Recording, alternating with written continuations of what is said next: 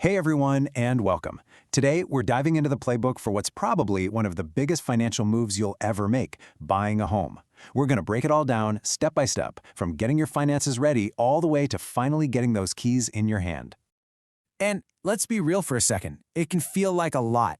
If you're doing this for the first time, all the steps, the different people you have to talk to, the mountains of paperwork, it's definitely intimidating. But that's exactly why we're here, to cut through the noise and give you a clear roadmap. I absolutely love this quote because it totally reframes the whole experience. See, you're not just some passive person along for the ride. No, you are the star of this show. You're the main character. Everyone you meet, your lender, your agent, the inspector, they're your supporting cast, a team you assemble to help you win. So, just like any great adventure, this one starts with a little bit of prep work. This is where you lay the foundation for everything else. And trust me, getting this part right is going to make the rest of the journey so much smoother. And that right there, that's the mindset you need to have. The goal isn't just to buy a house. The goal is to make a smart, confident purchase that you feel amazing about, one that's going to set you up for success for years to come. All right, so quest number one in our home buying adventure, building a rock-solid financial foundation. This is the stuff lenders are going to be looking at very closely to figure out if you're ready for a home loan. So let's run through this checklist real quick. First up, work on that credit score. Just paying your bills on time can make a huge difference, and a better score usually means a better interest rate. Next, try to pay down other debts like car loans or credit cards. This lowers something called your debt-to-income ratio, which is just a way lenders compare how much you owe versus how much you make. You'll also need to save up for the down payment and closing costs. And here's a big one, try not to make any huge financial moves like buying a new car or changing jobs while you're in the middle of this. And finally, get that mortgage pre-approval. It's a letter from a lender that tells sellers you're serious and ready to go. Okay, once your finances are starting to look good, it's time for the fun part, assembling that supporting cast we talked about. Seriously, you don't have to go it alone, and you shouldn't. Getting the right pros in your corner is a total game changer. So your first team member is usually a mortgage lender. This is the bank or institution that's actually going to give you the money. They'll go through all your finances and help you understand exactly what you can realistically afford. And a pro tip here, shop around, see who can offer you the best deal. Next up, you need a great buyer's agent. Think of them as your personal guide for this whole journey. They know the market inside and out, they'll find homes that fit what you're looking for, and most importantly, they're your negotiator. They're 100% on your side, fighting for your best interests.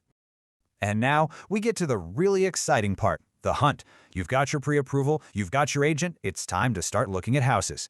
And when you find the one, it's time to make an offer. So once your offer is accepted, congratulations, a whole new series of steps kicks into gear. An escrow account is opened, which is basically a neutral safe zone to hold all the money and documents. A title search begins to make sure the seller actually has the right to sell the house. And then, right before the finish line, you'll do a final walkthrough to make sure everything in the house is just as you expect it to be. Now, this is a really important point to understand. Your agent, the buyer's agent, works for you. Their loyalty is to you. The seller's agent works for the seller. Their loyalty is to them. You're on opposite sides of the negotiating table, and it's absolutely crucial to remember who is on your team. All right, so your offer is accepted. Now it's time to bring in a few more experts to do some homework.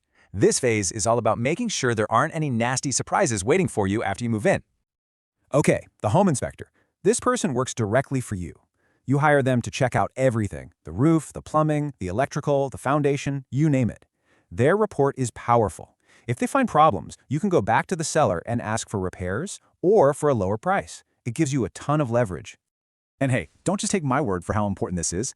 The U.S. Department of Housing and Urban Development literally says, for your protection, get a home inspection. I mean, it doesn't get much clearer than that, right? Skipping this step is a huge gamble. Now, the appraiser is a little different. They're hired by your lender, and their main job is to make sure the house is actually worth the price you've agreed to pay.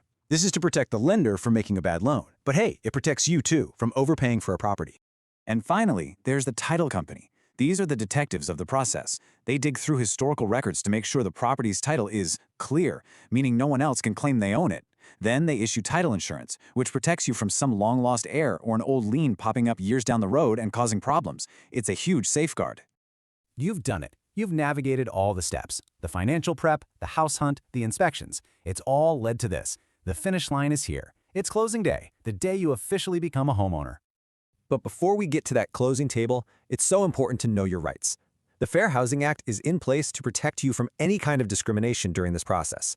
And remember, if you ever feel unsure about something, there are HUD-approved housing counselors out there who can give you expert, unbiased advice. So, the closing meeting. This is it. You're going to sit down and sign a pretty big stack of papers. Make sure you look them over. You'll hand over the check for your down payment and closing costs. Then, the title officially gets transferred into your name. And then, the best moment of all, you get the keys to your new home. And this really is the perfect way to sum it all up. Yeah, the whole thing can seem nerve-wracking, but it's not so scary when you know what to expect. Being informed is what turns that nervousness into confidence. You've got this. You did it. The keys are in your hand. You are officially a homeowner. The big adventure of buying the house is over, but a brand new one, the adventure of making it your home, is just getting started.